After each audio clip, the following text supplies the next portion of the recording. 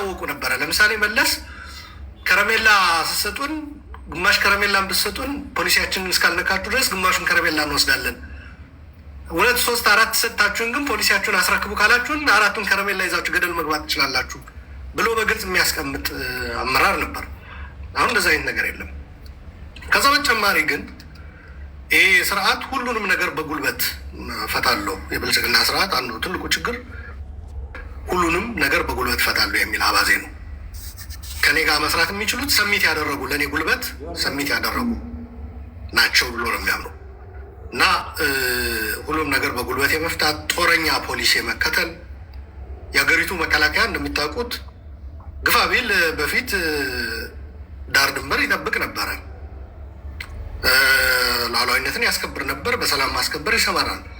አሁን የሀገሪቱ መከላከያ እኮ በኦሮሚያ በአማራም በተለያዩ አካባቢዎች ሚሊሻ ሊሰራው የሚገባ ፖሊስ ሊሰራው የሚገባ ስራ ተሰማርቶ ራሳቸውን በፓርላማ በወቅቱ የመከላከያ ሚኒስቴር የነበሩት ዶክተር አብርሃም በላይ መከላከያው ሚሊሻና ፖሊሲ የሆነ ነው እና ማረፍ ይፈልጋል።